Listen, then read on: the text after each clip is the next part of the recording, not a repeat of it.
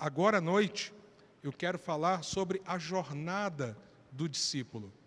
Se você está em Cristo Jesus, você entrou numa jornada, você entrou numa caminhada.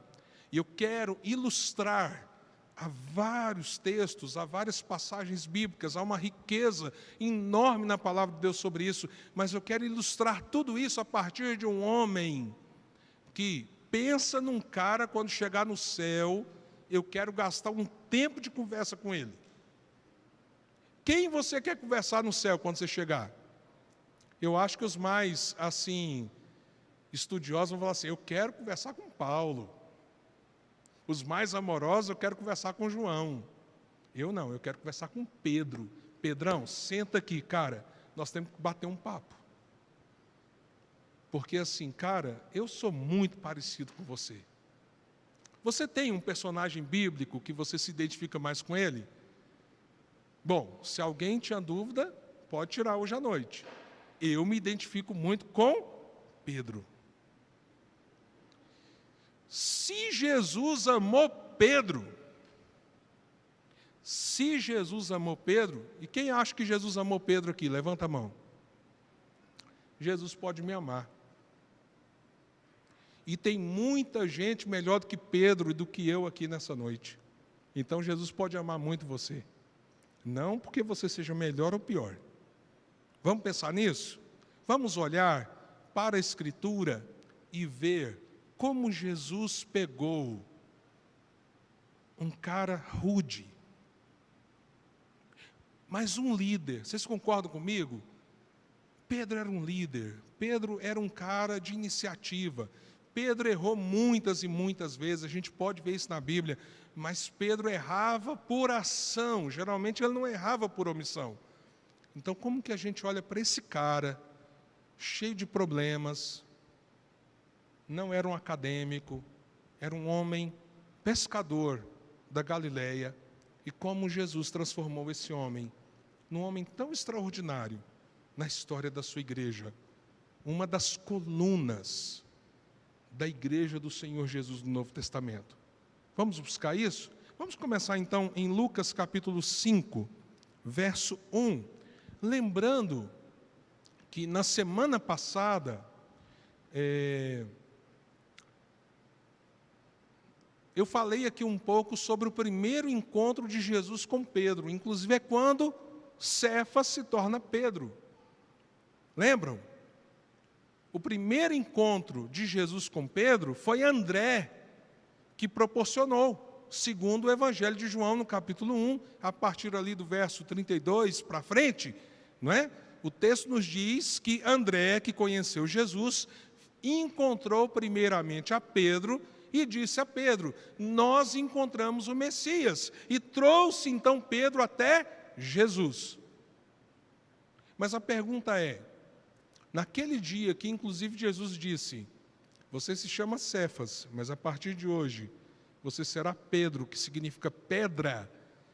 A pergunta é, naquele dia, Pedro se tornou um discípulo de Jesus? Eu entendo que não. Alguns comentaristas acham que aquele texto é correlato desse que nós vamos ler. Eu não penso assim. Eu acho que João, capítulo 1, nos mostra um encontro de Jesus com Pedro. Um primeiro encontro. Mas naquele encontro, na minha leitura, Pedro ainda não entendeu quem era Jesus e quem era ele nessa relação. Mas eu penso que Lucas capítulo 5, como você pode ver os textos correlatos de Marcos 4 e Mateus 4 e Marcos 1, eu penso que aqui nós temos o registro de quando Jesus transformou Pedro num discípulo. E eu quero que você pense o seguinte, aqui Jesus, repita isso comigo, Jesus, gente, a máscara está atrapalhando vocês, né? Que palavra mais fraquinha, né? Vamos lá, Jesus tirou Pedro da descrença para a crença. Vamos tentar ver então? Vamos lá? Lucas 5, a partir do verso 1. Certo dia, Jesus estava perto do lago de Genezaré. Se você observar, é o mesmo lago da Galileia, ou Tiberíades, e uma multidão o comprimia de todos os lados para ouvir a palavra de Deus. Viu à beira do caminho, viu à beira do lago 2 barcos, deixados ali pelos pescadores que estavam lavando as suas redes. Vamos lembrar que isso era uma manhã. Então os pescadores estavam lavando as redes, porque era um momento da manhã, eles tinham pescado a noite inteira, não é? Que estavam lavando suas redes. Verso 3, entrou num dos barcos, o que pertencia a quem? Simão. Simão é uma das formas de falar Pedro. E pediu-lhe que o afastasse um pouco da praia. Então, sentou-se e do barco ensinava o povo. Olha que coisa maravilhosa. Você consegue ver a cena? Vamos tentar entrar na cena aqui? Um lago enorme. É aquele tipo de lago que faz até onda, né? Por isso que chama Mar de Tiberíades, ou Mar da Galileia, ou então, como diz o texto aqui, Lago de Genezaré. Tudo isso é o mesmo nome para referir ao mesmo lugar. E ali está ó, início do dia, 2 barcos ancorados, pequenos, pessoal lavando as redes. Você consegue ver a cena? E Jesus entra em um dos 2 barcos. O barco de quem? Simão. Se você observar, é o mesmo Pedro, como nós vamos ver. Sentou-se ali para fazer o quê? Porque uma multidão o comprimia. Então Jesus usa o barco como púlpito. Concordam comigo? Tipo assim, vou distanciar um pouquinho da multidão, porque a multidão está vindo em cima.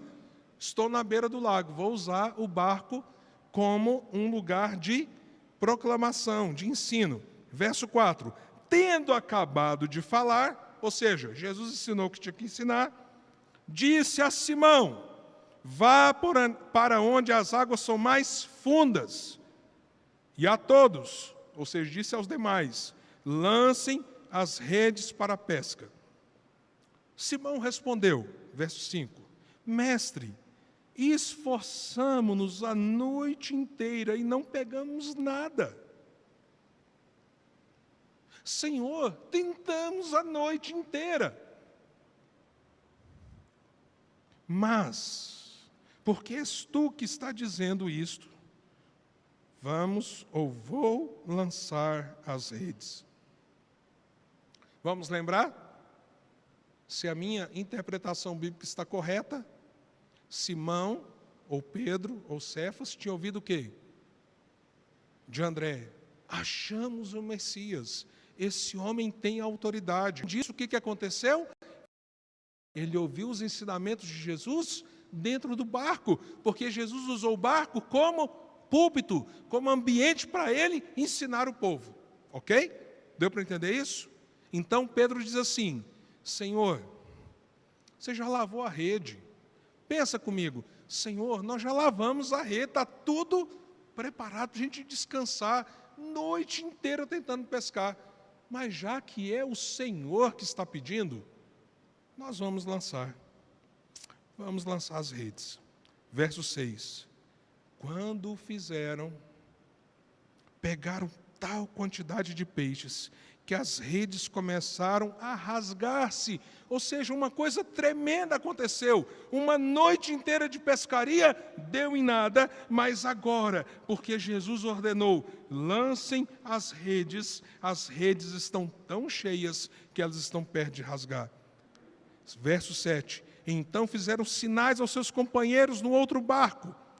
Se você ler, presta atenção nisso que eu vou dizer, tá?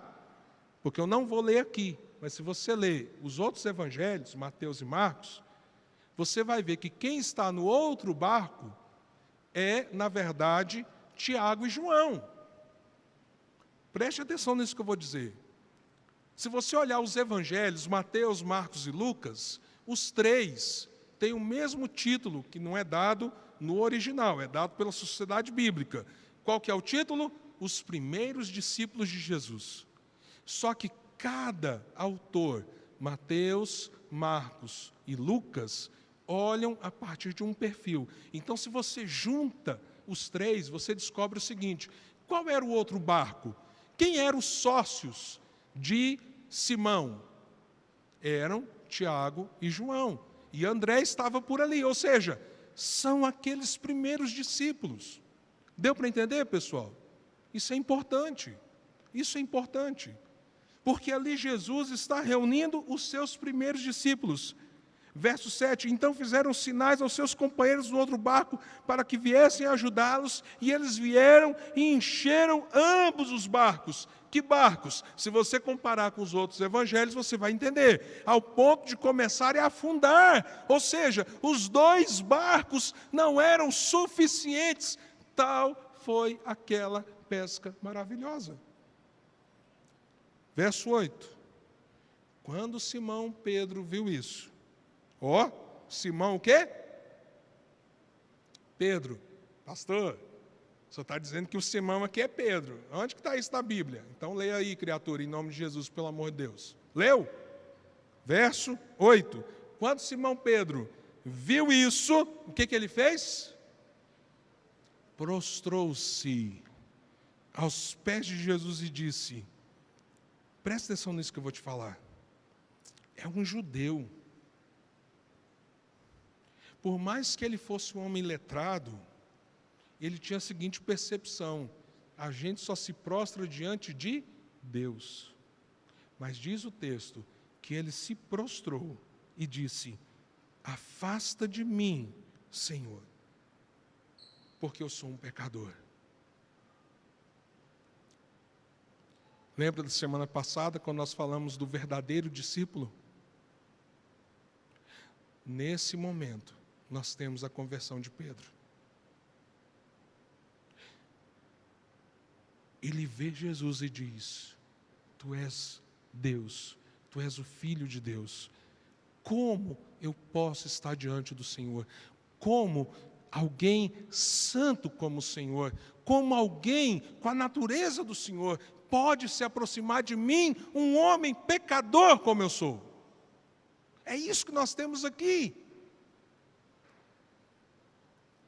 E Pedro não está sendo, diríamos assim, hipócrita, no sentido de que ele era muito melhor, ele estava se vendo muito pior. Pelo contrário, ele era pior do que ele imaginava, mas aqui ele tem uma percepção: Senhor, eu sou muito pecador para andar com o Senhor, para estar perto do Senhor, para me achegar. Isso é o início da jornada. Jesus está pegando esse homem e tirando da descrença para a crença. E a primeira coisa que ele descobre é o quê? Eu sou indigno. Quem sou eu, Senhor, para buscar a tua presença? Quem sou eu? E como Jesus o responde? Verso 9 diz assim, pois ele e todos os seus companheiros estavam perplexos com a pesca que haviam feito, como também Tiago e João. Vê aí como que Tiago e João entraram, por causa do outro barco. Se você olhar os outros evangelhos, os filhos de Zebedeu, sócios de Simão. Jesus disse a Simão, olha que coisa tremenda. Gente, deixa eu falar para vocês.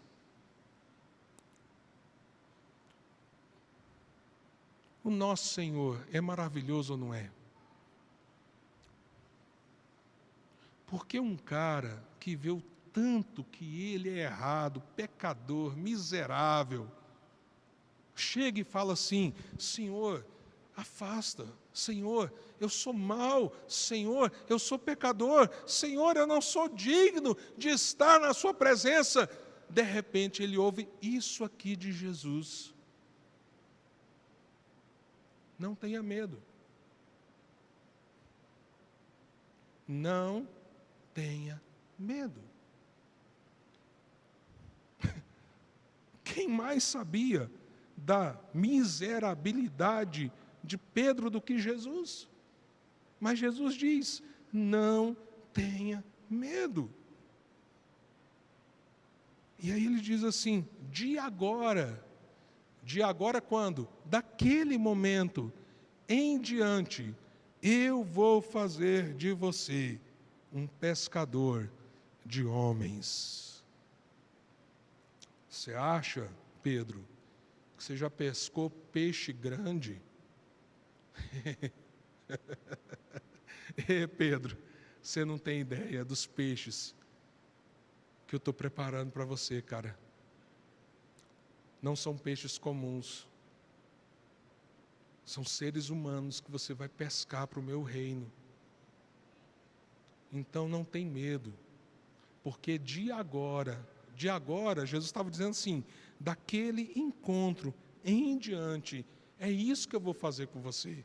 Então Jesus leva Pedro da descrença para a crença. Sempre isso envolve a percepção da nossa miséria, do nosso pecado, da nossa indignidade e o nosso clamor: Senhor, tem misericórdia de mim, eu não sou digno de andar com o Senhor, eu não sou digno de ser teu discípulo, eu não sou digno, Senhor, de ser chamado teu. Mas aí Jesus diz assim: tem medo não, Eduardo? A partir de agora, você não é agente do cárcere, você é agente da libertação. Entendeu, Eduardo?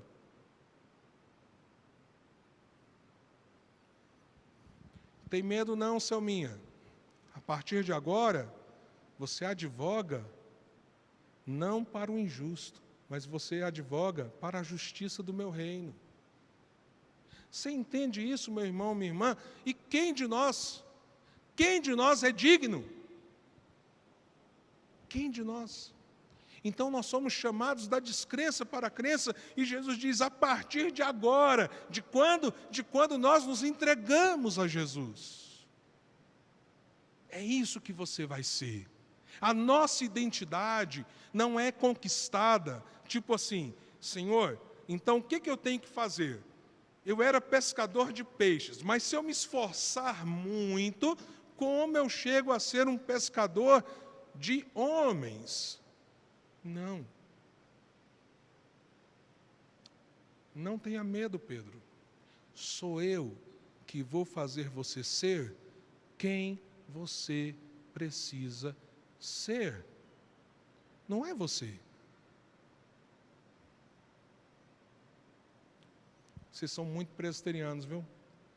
Porque assim, o meu lado, um pouquinho pentecostal, é muito pequeno dentro de mim, mas o meu lado pentecostal está dizendo assim, dentro do fundo da minha alma, assim, diz glória a Deus. Eu estou me contendo, eu acho que eu sou igual a vocês, eu estou me contendo, porque quando eu penso assim, não sou eu, é Deus que define a minha identidade, é Ele que me faz ter o papel no reino que Ele escolheu, não sou eu. Gente do céu, o meu lado pentecostal, aquele lado assim que está aqui subindo da espinha, vindo aqui na minha cabeça, chegando na minha boca, diz assim, glória a Deus! Aleluia! Ó, tem uns meio pentecostal aqui nessa igreja, eu estou percebendo. Mas é o seguinte, hoje eu já estou demorando demais, eu tenho que andar tanto, só estou no início da minha mensagem, não é? Mas aí, vamos lá para Lucas 9, 18. Tipo assim, a jornada do discípulo envolve só sair da descrença para a crença? Ou Jesus tem mais para nós? O que vocês acreditam?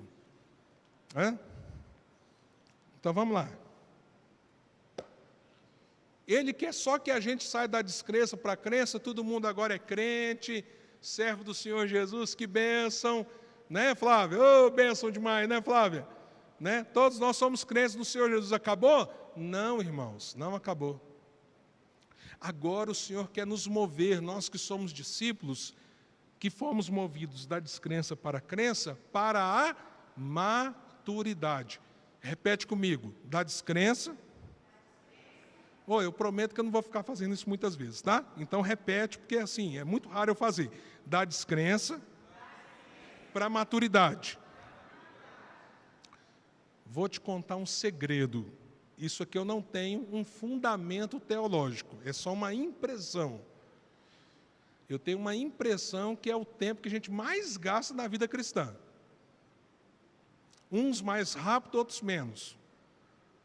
O pastor Jean falou que, biblicamente, a gente gasta mais tempo da crença para a maturidade. Não, não disse isso. Eu disse que é uma impressão. Porque tem uns crentes que eu conheço que têm 40 anos que já são crentes, ou seja, saíram da descrença para a crença, estão buscando a maturidade até hoje. Então, me dá uma impressão, assim, no fundo da alma, que esse trem é bem demorado. Mas, em nome de Jesus, não vai ser assim com você. Amém? Gente, hoje tem que ser mais pentecostal em nome de Jesus, senão eu vou desanimar. Posso ouvir um amém em nome de Jesus? Até o Eduardo falou um amém alto hoje, né, Eduardo? Não, eu estou brincando, viu? É porque a gente tem uma foto do Eduardo, assim, o povo louvando e tal. O Eduardo, assim, compenetrado, aquele presbítero doutrinário, né? Então, assim, e aí o pessoal brincou, né? Acho o presbiteriano nessa foto, né? Eu achei que era eu, mas não sou eu, era o Eduardo, né? Então, o Eduardo presbítero, né? Aqui a gente tem muito Eduardo, né, Eduardo? Outro Eduardo, o outro Eduardo presbítero. Então, assim, por isso que eu estou falando. O Eduardo falou um amém com muito fervor. Então, olha aí, né? É isso mesmo. Então, assim, nós não temos que demorar tanto. Mas quando a gente olha para Pedro, na relação dele com Jesus, parece que foi o período mais longo, não é verdade? Pedro creu. Se você olhar lá no texto que nós lemos, o primeiro texto, ele abandonou as redes, como Tiago e João, e eles seguiram Jesus, se tornaram discípulos. Mas aí quando a gente chega aqui no capítulo 9 de Lucas, há aqui uma certa crise. Se você comparar também com os outros evangelhos, há um diálogo aqui entre Jesus e os discípulos que acontece num retiro. Jesus saiu. Depois você pode olhar Mateus 16 e Marcos 8, você vai ver isso. Jesus saiu com seus discípulos para fora. E lá ele estabeleceu um diálogo com eles. E ele perguntou assim: quem as pessoas dizem que eu sou? E as pessoas diziam: acho que Jesus é Jeremias. Outros diziam: acho que ele é Elias, ele é um dos profetas. Tinha até quem dissesse se ele é João Batista. Mas aí Jesus pergunta para os discípulos: e vocês, quem vocês dizem que eu sou? Se você olhar aí no verso 18, Jesus pergunta: quem as multidões dizem que eu sou? Aí você tem essa resposta. No verso 20, e vocês o que dizem? Quem vocês dizem que eu sou? Pedro respondeu: o Cristo de Deus. Se você olhar lá em Mateus, ele diz assim: tu és o Filho de Deus, o Cristo. Então, Pedro, aqui no capítulo 9, ele já tem uma fé alicerçada e clara em quem é Jesus. Entre lá atrás, quando ele crê, lembra? Que ele fala assim: Senhor, afasta de mim que eu sou um pecador. E Jesus diz a ele: não temas, você será um pescador de homens. Entre lá. E esse texto acontece muita coisa. Acontece, por exemplo, aquele texto que nós lemos na semana passada. Pessoas abandonam Jesus, Jesus diz: e vocês não vão embora? Pedro diz: Senhor, para onde vamos? Só tu tens as palavras de vida eterna. Acontece aquele encontro, se você olhar e comparar os evangelhos, em que Jesus então está no barco com eles, e Jesus acalma a tempestade. Acontece aquele outro encontro em que ele vê Jesus vindo na direção do barco, porque o barco estava na tormenta, e ele fala: Senhor, eu posso ir até o Senhor? E ele vai, mas no meio do caminho, por isso que eu gosto de Pedro, ele era audacioso, no meio do caminho, então ele se dispõe a ir, mas no meio do caminho, falta-lhe fé, e ele começa a afundar, e Jesus lhe dá a mão. Tudo isso está cooperando para a maturidade de Pedro. E aqui no capítulo 9, como acontece em Mateus 16 e Marcos 8, ele faz uma declaração de fé. Não há mais dúvida. Ele está firmado em Jesus. Mas se você olhar um pouquinho depois, ele ainda pisa na bola. Lucas, por algum motivo, não se preocupa tanto em relatar isso, mas Mateus faz questão de relatar. E ele diz que naquele momento, tão próximo já da morte do Senhor Jesus, Pedro fala assim para Jesus, quando Jesus diz: pois é, por eu ser o Cristo, o Filho de Deus, eu preciso morrer e ressuscitar. E aí Pedro diz assim: tenha compaixão de ti, Senhor, isso não te acontecerá. E nós conhecemos a palavra de Jesus: arreda de mim, Satanás. O mesmo Pedro que fez uma confissão tão extraordinária, tão poderosa, nesse processo de amadurecimento da sua fé, é alguém que cai lá no fundo do poço. Já aconteceu isso com você?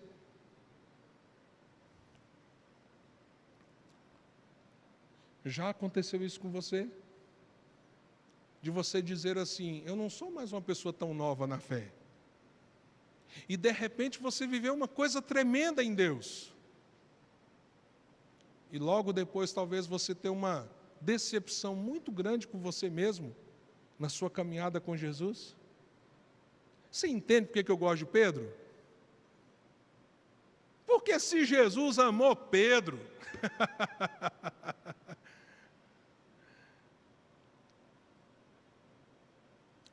quantas vezes é assim com a gente, não é? Deixa eu te falar uma coisa. Na jornada do discípulo, a gente é levado da descrença para a crença. E nesse processo, que é mais objetivo, a gente vê a graça e a misericórdia de Deus, porque só Ele pode nos convencer no Espírito Santo do nosso pecado, da justiça e do juízo. Mas agora, na nossa maturidade na fé, no nosso amadurecimento, nós temos muitos altos e baixos, mas Ele está nos conduzindo se nós permanecermos firmes.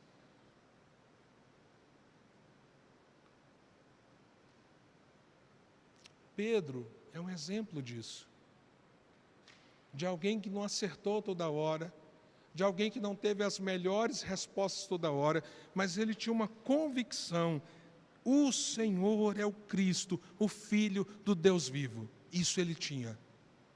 Apesar dos momentos que ele falhou. E Jesus disse uma coisa sobre Pedro, que eu não duvido que ele esteja fazendo, quanto a mim, quanto a você. Ele disse para Pedro: Pedro, Satanás procurou peneirar você, e eu roguei ao Pai por sua vida. No nosso processo de maturidade, não pense que é diferente. Se o Senhor não rogar por nós, se o Senhor não interceder por nós, se o Senhor não olhar por nós, você acha que você vai conseguir? É a sua força? Não, a mesma graça que te salvou é a graça que te sustenta e que te leva à frente. Então o que eu tenho que fazer? Senhor, eu pisei na bola. Senhor, eu não entendi. Senhor, eu falhei. Então tenha misericórdia de mim. Porque de vez em quando, Satanás vai pegar você e tentar jogar numa peneira, e quem vai interceder por você? Como é que você vai sobrar dessa peneira? Será o Senhor. Para que você continue aprendendo e crescendo, porque a peneira de Satanás muitas vezes dói em nós. Concordam, irmãos? Então nós precisamos da misericórdia do Senhor. O processo de amadurecimento talvez seja o processo mais longo e difícil na vida do discípulo. Não é a questão de crer, porque nós somos tirados da descrença para a crença, mas agora nós precisamos crescer em maturidade. E nesse processo, Deus usa tribulações e usa até as tentações de Satanás contra nós, e às vezes nós somos colocados numa peneira e nós somos trabalhados para que nós possamos crescer. Você não vai aprender isso na teologia da prosperidade, falso evangelho. Você não vai aprender isso na teologia de coach, autoajuda para um monte de cristão. Você vai aprender isso na Bíblia. Porque foi isso que Pedro, os outros discípulos e os servos do Senhor viveram. Foram muitas vezes peneirados, às vezes pela tribulação, às vezes pela tentação, mas sempre tendo atrás das lutas um intercessor, alguém que clamava diante do Pai e rogava e dizia: Senhor, tem misericórdia desse meu discípulo. Você pode dizer glória a Deus? Agora, quando nós olhamos, tem tantos textos para a gente ver o processo de crescimento de Pedro. Tantos textos. Tantos. E há tantos pecados de Pedro na Bíblia. Antes e depois. Antes e depois de quê, pastor? Antes deles amadurecer e depois dele estar amadurecido. Você sabia disso? Não tenho tempo para falar disso hoje. Mas eu queria só citar algumas coisas para você. Vamos um pouco então para frente. Lucas 22, 54.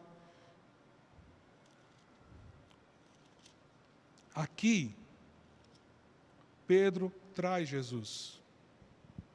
E se você olhar para o contexto, ele nunca imagina que ele faria isso. Mas aqui ele traz Jesus. Diz assim a palavra do Senhor em Lucas 22, verso 54. Então, prendendo Jesus, levaram-no para a casa do sumo sacerdote. Pedro o seguia como, gente? À distância. Mas quando acenderam fogo no meio do pátio e se sentaram ao redor, Pedro sentou-se com eles. Uma criada o viu sentado ali à luz do fogo, olhou fixamente para ele e disse: este homem estava com ele. Uma criada. Verso 57. Mas ele negou: mulher, não o conheço. Ele negou Jesus. Pouco depois, um homem o viu e disse: você também é um deles. Homem, não sou, respondeu Pedro. Cerca de uma hora mais tarde, outro afirmou: certamente este homem estava com ele, com Jesus, pois é galileu. Pedro respondeu: homem, não sei do que você está falando. Falava ele ainda, quando o galo cantou, e vamos lembrar que Jesus disse que isso aconteceria. Verso 61. Isso aqui é uma coisa que eu quero bater um papo com Pedro. Eu disse para vocês que eu quero conversar com ele quando chegar na glória, não falei? E eu quero falar com ele sobre essa parte aqui, ó. O Senhor voltou-se e olhou diretamente para Pedro. Então Pedro se lembrou da palavra que o Senhor lhe tinha dito: antes que o galo cante hoje, você me negará 3 vezes. Verso 62. Saindo dali, chorou amargamente. Como lá no céu a gente lê que não haverá tristeza, nem luto, nem dor, eu vou perguntar para Pedro: Pedro, você lembra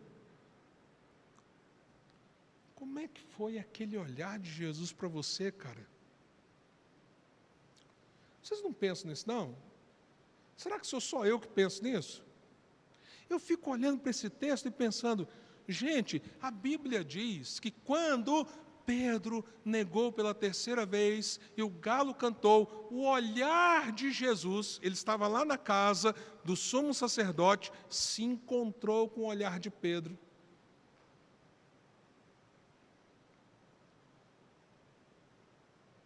E aí o texto diz que Pedro saiu e chorou amargamente. Que olhar foi esse, gente? Que olhar foi esse? Eu quero perguntar para Pedro lá na eternidade, se eu lembrar desse texto bíblico, né? Vai que eu não lembro, né, Selminha? Mas se eu lembrar, ô Pedro, que olhar foi aquele, Pedro? Eu tenho uma impressão. Eu acho que foi um olhar tão compassivo, tão cheio de amor, que é por isso que doeu. Acho que é por isso que doeu. Foi um olhar buscando tanto o coração dele, como tantas vezes Jesus fez, que é por isso que foi difícil. E sabe por que eu acho isso? Porque se você continuar lendo os evangelhos, você vai ver que Jesus morre de uma maneira tão terrível, Jesus ressuscita, Jesus aparece para os discípulos, e aquele Pedrão que sempre tinha uma reação, que sempre tinha uma atitude, que sempre falava em nome dos 12, ele fica sempre calado. Então a gente tem que ir lá para João, final do Evangelho de João, para perceber que Jesus tem que ir lá resgatar o coração desse discípulo. Olha que coisa tremenda. Vocês lembram onde foi a conversão de Pedro? Na beira do mar, não foi? O que Jesus fez lá, que Pedro disse: Senhor, afasta de mim, porque eu sou um pecador? Jesus fez uma pesca maravilhosa, não é? Capítulo 21 de João, Pedro diz: vou voltar para a pesca. E o duro que o cara influenciava os outros. Ele tinha muita influência sobre os outros, porque aí os outros discípulos, Tiago, João, André, vamos pescar. Todo mundo desistiu do ministério, junto com Pedro. E aí Jesus vai lá, no mesmo lugar. Deixa eu te dizer uma coisa, leia o capítulo 21 de João, quando você chegar em casa. É onde Jesus faz o mesmo milagre, do mesmo jeito, no mesmo lugar. Você já parou para pensar nisso? O que Jesus está fazendo aqui? Resgatando Pedro. Porque no processo dele, da descrença para a crença, que ele já havia vivido, agora da crença para a maturidade, Pedro havia confiado em si mesmo e ele não era capaz. E Jesus está dizendo: Pedro, volta para mim, sou eu que fiz você um pescador de homens. É isso que está acontecendo em João 21. Um dos textos mais lindos das Escrituras, sobre como o Senhor resgata um discípulo. E o que acontece a partir daqui? Repete comigo: da descrença para a crença, da crença para a maturidade. O que a gente vê depois de João 21? Da maturidade, repita, para a influência. Atos 2. Pedro e os discípulos são cheios do Espírito Santo. Quem crê que o Espírito Santo já está sobre a igreja, que o Espírito Santo já foi dado a nós, você crê nisso? Amém? Amém. Então o que Pedro precisava, Deus nos deu. Nós já temos em Cristo Jesus, que é o Espírito Santo do Senhor. E Atos 2 mostra um homem que gera influência e transformação na vida de outros. Atos 3, esse homem tem coragem de encarar aqueles que eram inimigos de Jesus. Ele prega, cura alguém no templo, prega no templo, é preso, e quando dizem, pare de pregar, ele diz, como nós podemos parar de falar das grandezas de Deus? Atos capítulo 8, Deus usa um diácono para levar o evangelho até Samaria, mas Pedro e João são levados como apóstolos para instalar a igreja entre os samaritanos. Atos capítulo 10, Deus levanta Pedro, aquele homem que falhou, aquele homem que no seu processo de maturidade errou tanto. Em Atos capítulo 10, ele é o primeiro que leva o evangelho aos gentios, aos não judeus, e assim a palavra do Senhor se expande no livro de Atos, como o Senhor disse que se expandiria.